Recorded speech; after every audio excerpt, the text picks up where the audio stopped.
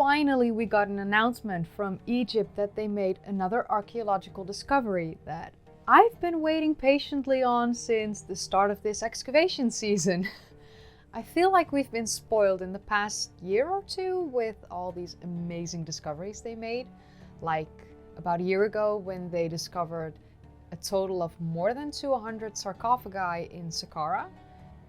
So far, since the start of this excavation season in September, it's been extremely quiet, and I was sad that there wasn't any news, but thankfully, finally, we have news. We have a new discovery that I can cover for you on my channel.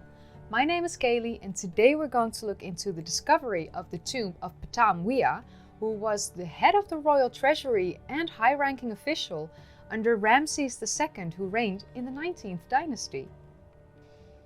The 19th dynasty lasted a little over a century, starting in 1292 BCE and ending around 1189 BCE. At the Saqqara Necropolis in the Giza Governorate, we know that there are many discoveries waiting to be made in the future, and these excavations at the Saqqara Necropolis have been ongoing for a little over a century, and I'm personally sure that they will keep excavating this area for a very long time to come because it's vast and it was used as a necropolis for a really long time. The discovery of this tomb is quite significant because of the high rank Ptah-M-Wiah had in the Cabinet of Ramses II, who reigned from 1279 until 1213 BCE. Another reason for its significance is the fact that it was found quite close by the tomb of Horemheb, who was the famed military leader who became Pharaoh and was actually the last Pharaoh from the 18th dynasty. He was discovered buried nearby, among a number of other important military leaders, statesmen and nobles that date from Ramses II's reign. Of course, as you can imagine, this dig was overseen by the Secretary General of Egypt's Supreme Council of Antiquities, Mustafa Waziri, whom I have mentioned a multitude of times on this channel now, who explained the high-ranking status of Ptah-M-Wiah. He wasn't just the royal treasurer, he was also the royal scribe and the chief supervisor. You heard that here, first time. The cheap. He was very cheap. Ptah-M-Wiah wasn't just the royal treasurer, he was also the royal scribe and the chief supervisor of livestock, and on top of that he was the administrator for the divine offerings made at Ramses II's temple at Thebes, modern-day Luxor. And yes, I'm really proud of that sentence because I have honestly said chief supervisor 20 times now. I'm really proud of myself. Nearly 30. I make super dumb mistakes when I film. Yeah. Being the chief supervisor of livestock meant that Ptah-M-Wiah was the head of the livestock in the entire kingdom, which was a very distinguished role according to Dr. Ola El-Agizi. She said that on top of that, he oversaw all the ritualistic sacrifices in all the temples of Thebes, which, as most of you watching this will know, was the religious center of ancient Egypt for a really long time. Ptah-M-Wiah's influence was both present in Upper Egypt and in Lower Egypt, which wasn't a small feat to accomplish. The tomb they discovered is much like the tombs they've discovered in the past in the same area. Most of the tombs there date back from the Ramesside era of the New Kingdom of Egypt. The Ramesside era is renowned for its prosperity, which is shown by the archaeological treasures and the grandeur of the tombs. The discovery of Ptah-M-Wiah's tomb definitely fits in well with the grandeur of the tombs that were discovered nearby in the past. Excavations in the area have been ongoing for more than a century, carried out by teams of researchers by the Cairo University. This new discovery shows the university's interest in the fieldwork alongside the research and scientific work, that they spare no effort or expense in the archaeological mission they have set out to complete. The Ramesside tomb style is actually more like a tomb temple. because the entrance is in the form of an edifice with one or more courtyards. The layout of Ptah-M-Wiah's tomb was very similar to the other Ramesside-era tombs they discovered, made up of a grand entrance with relief scenes of his life, and inside were two chambers, or courtyards. The first chamber was left bare, but the second chamber was decorated with columns on either side of the entombed mummy. The columns were in the style of the Osirian columns. As you can imagine, these are different than the Hathorian columns that I mentioned in the Life of Nefertari video. The Osirian columns were meant to connect the earth with the sky, and it would bridge the world of the living with the afterlife, according to Dr. El Aghizi.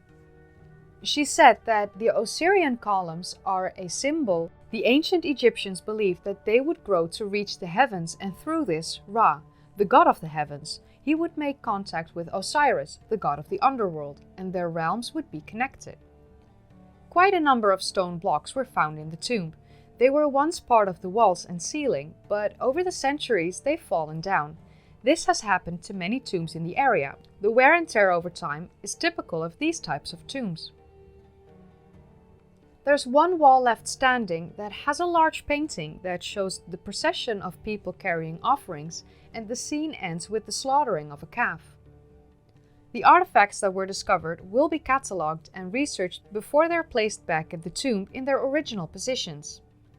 This way, the visitors can see the artifacts as we found them when the tomb opens to the public in the future, said Dr. Mostafa Waziri. The scenes depicting the afterlife were really striking. The Ramesside tomb style is quite intricate and really beautiful. So far, the entrance is excavated, and the other two chambers still need to be excavated and fully researched by the team.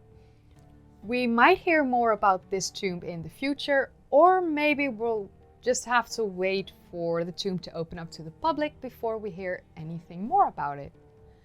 But yeah, this was the Tomb of Ptah-M-Wiah, and now I would like to tell you that my merch has dropped a few days ago. And as you can see, well, my hair was in front of it, as it usually is, because my hair is just annoyingly long. But I don't want to cut it because I hate myself with short hair. I've had it. It wasn't a look. But the History with Kaylee t-shirt that I'm wearing at the moment, I was drinking from the History with Kaylee stainless steel water bottle. They are all for sale on the site. I also have the journal right here, with the History with Kaylee logo on the front and smaller on the back. Yeah, go to historywithkayleeshop.com and go get your own. Like right now, maybe. This, not sure if you can see because my hair is always in the way, but this is the back. I really like it. It's big, it's bold, it's beautiful. I'm just gonna say, go get your merch. Tell me if you like it when you order it, like make pictures, share it with me on your social medias. Make sure to tag me on Twitter, it's @KayleeHistory, and on Instagram, it's History with Kaylee. And of course, you can find me on Facebook. This is my game of Senet that I ordered and I received less than an hour and a half ago or something. And this will be the subject of the very next video, where we will look into the ancient invention of the world's oldest board game, which is Senet. Also, I'm going to do a live stream on November 14th, my birthday, when I turn 30. For those wondering, why don't you spend that with family?